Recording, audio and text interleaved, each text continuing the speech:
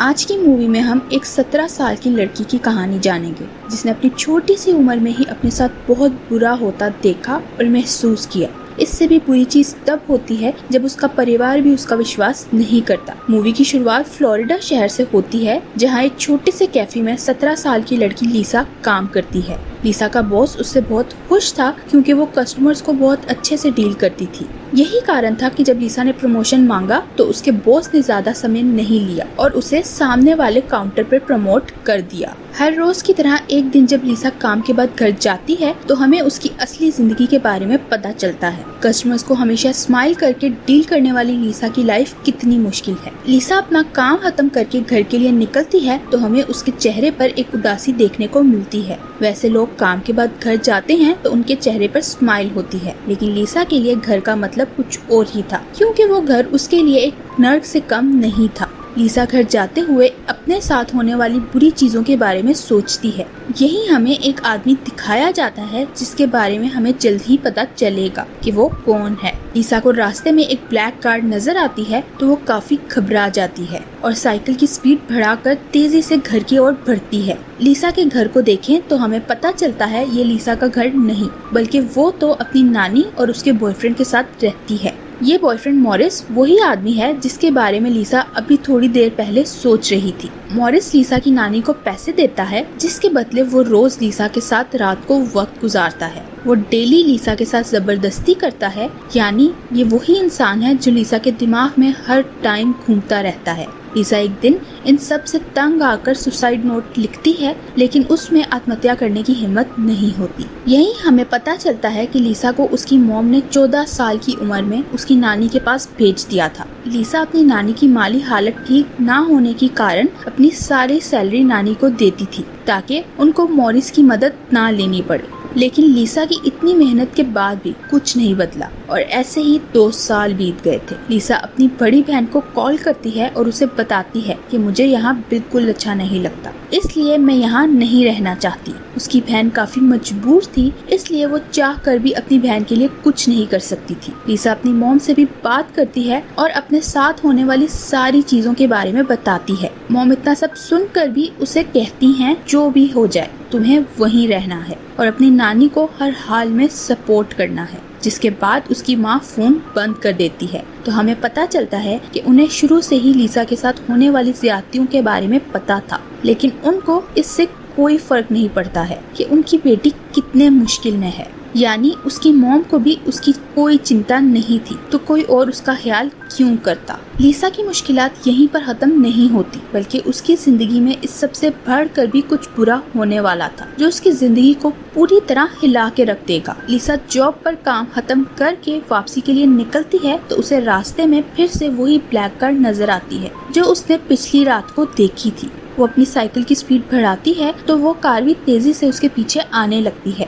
जिस कारण वो अपनी स्पीड और बढ़ा लेती है। तभी एक आदमी पीछे से लीसा के पास आता है और उसे पकड़कर किडनैप कर लेता है। वो लीसा को ब्लैक कार में ले जाता है और उसके साथ काफी ज्यादती करता है। वो लीसा की आंखों पर पट्टी बांधकर उसे कहीं ले जाता है। लीसा काफी डरी हुई थी क्योंकि वो नहीं जानती थी कि वो आदमी उसे कहाँ ले जा रहा है और उसके साथ क्या करेगा। वो आदमी लीसा को शहर से दूर एक फ्लैट पर ले जाता है और एक बार फिर उसके साथ बहुत ज्यादती करता है। लीसा दुखी तो होती है लेकिन फिर वो सोचती है ये कुछ नया तो नहीं है, यही सब तो उसके साथ नानी के घर भी हो रहा था, इसलिए इस वक्त उसके लिए सबसे ज्यादा जरूरी जिंदा रहना है। तो वो उस आदमी से काफी अच्छे और प्यार से पेश आने लगती है और हमेशा सॉरी बोलती रहती है। लीसा को लगता है इस आदमी के साथ जरूर किसी लड़की ने बहुत गलत किया है, इसीलिए वो साइको हो गया है। लीसा उसे कहती है जरूर तुम्हें किसी लड़की ने धोखा दिया, वरना तुम तो बहुत अच्छे इंसान हो। वो आदमी लीसा की ऐसी बातें सुनकर नरम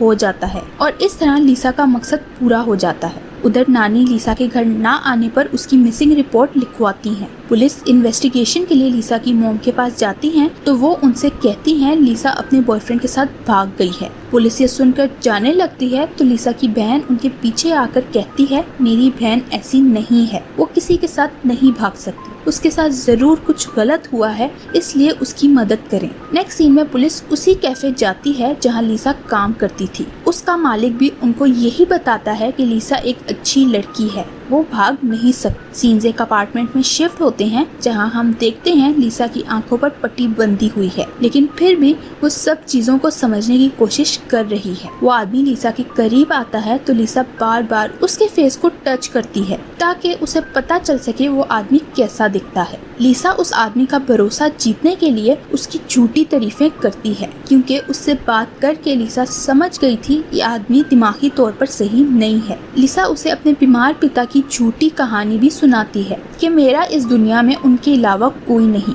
लिसा उस आदमी की सिंपैथी लेना चाहती थी और वो अपने मकसद में कामयाब भी हो रही थी। वो आदमी लिसा के हाथ खोल देता है, लेकिन लिसा अभी ऐसा कुछ नहीं करना चाहती थी जिससे वो आदमी गुस्से में आकर उसे शूट कर दे। लिसा धीरे धीरे इस घर में अपनी मौजूदगी के सबूत छोड़ना शुरू करती है। पहले वो अपने हेयर पिन्स उतारकर बेड के नीचे फेंकती है, फिर वो बाथरूम में जाकर वहाँ के मिरर पर अपने फिंगरप्रिंट्स लगाती है। लिसा को बाथरूम में जूतों का एक जोड़ा नजर आता है जिसका डिजाइन और लोगो वो याद कर लेती है। तभी उस आदमी को पता चलता है लिसा ने बाथरूम को अंदर से लॉक किया है, तो वो लॉक तोड़कर बाथरूम में आ जाता है। लिसा उसके अंदर आने पर भी नॉर्मल एक्ट करती है और ऐसे शो करती है जैसे लिसा को उसकी बहुत चिंता है। एक रात जब वो आदमी सो रहा था, लिसा उठकर टेलीफोन से किसी को कॉल करने लगती है, लेकिन तभी वो आदमी जाग जाता है और लिसा को पकड़ लेता है। वो लिसा से कहता है तुम बहुत चालाकी दिखा रही हो। फिर वो लिसा को मारने लगता है, जिस पर लिसा उसे इमोशनल ब्लैकमेल करने के लिए रोते हुए कहती है मैं सिर्फ अपने बीमार पिता का पता करना चाहती हूँ और उन्हें बताना चाहती हूँ मैं बहुत खुश हूँ। ये सुनकर वो आदमी नरम हो जाता है और लिसा को सिंपैथी देने लगता है। इस सिचुएशन में लिसा को अपनी बहन की कही बात याद आती है कि हालात कितने भी बुरे हो जाएं, तुम कभी हिम्मत मत हारना। एक दिन वो आदमी लिसा के करीब आता है तो लिसा उसे कहती है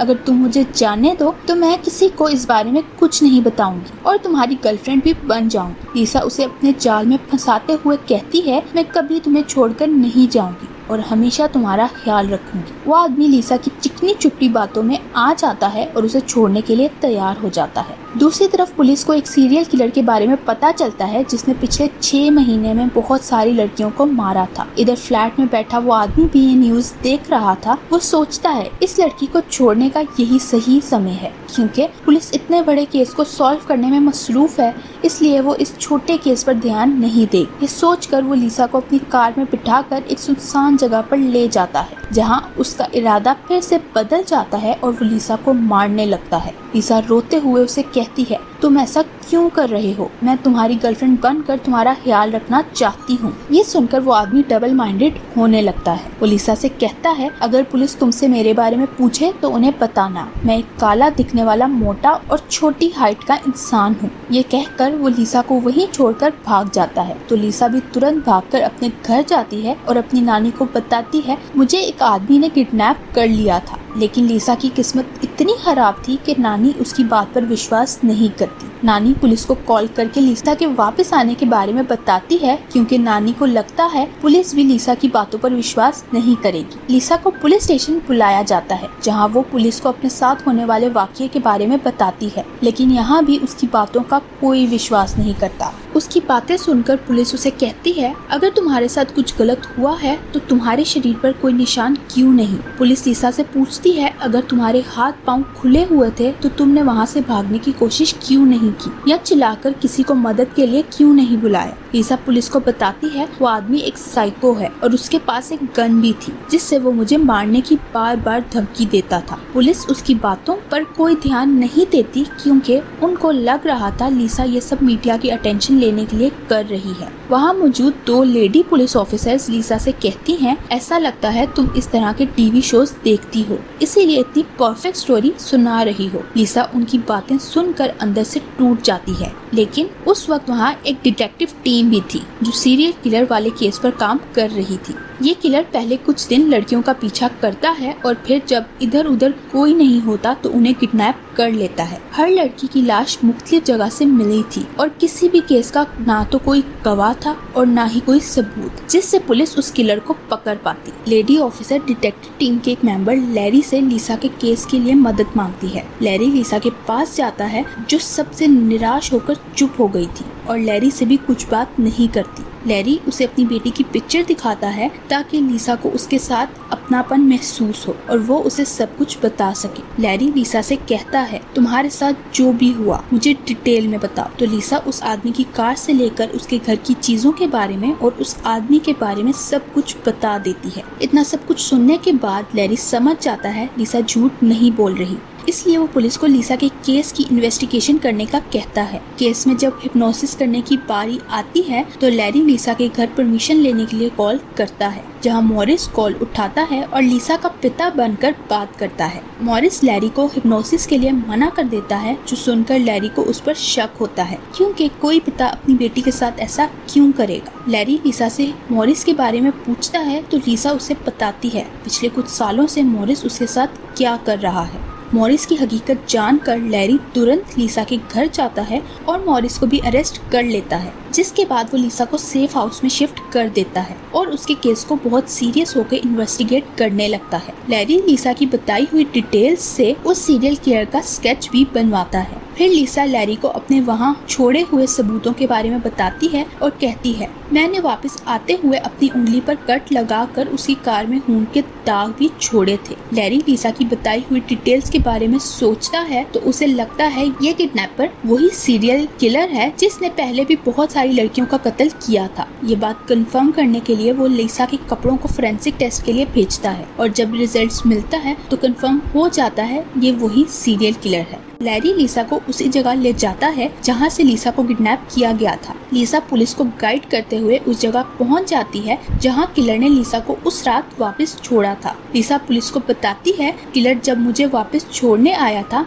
तब वो एक गैस स्टेशन पर भी रुका था। पुलिस उस गैस स्टेशन के सीसीटीवी कैमरा से एक आदमी की फोटो लेती है जो उस आदमी से मिलती थी जिसका स्केच लिसा के बताने पर बनाया गया था और फोटो पर टाइम भी वही था जिस टाइम उसने लिसा को छोड़ा था। पुलिस किलर की कार ढूंढ लेती है जिसे देखकर लिसा कंफर्म कर देती है ये उसी की कार है। पुलिस उस आदमी के घर की तलाशी लेती है जहां से उन्हें लिसा के छोड़े हुए सबूत भी मिल जाते हैं, जिसके बाद पुलिस फाइनली किलर को भी अरेस्ट करने में कामयाब हो जाती है जो खुलेआम घूम रहा था। इन्वेस्टिगेशन से पता चलता है लॉरा का शक ठीक था क्योंकि ये वही सीरियल किलर था जिसने बहुत सारी लड़कियों का कत्ल किया था। केस खत्म होने के बाद पुलिस टीम लिसा को उसकी बहादुरी के लिए अप्रिशिएट करती है क्योंकि उसने अपने साथ साथ उन लड़कियों को भी इंसाफ दिलाया था जिनके केस में पुलिस को कोई गवाह नहीं मिल रहा था। सिर्फ यही नहीं बल्कि लिसा ने इस किलर की असलियत सबको दिखाकर आगे होने वाले क्राइम्स को भी रोक दिया था। लिसा लॉरे से कहती है, मैं अपनी नानी के घर नहीं जाना चाहती क्योंकि वो घर नहीं बल्कि एक नर्क है,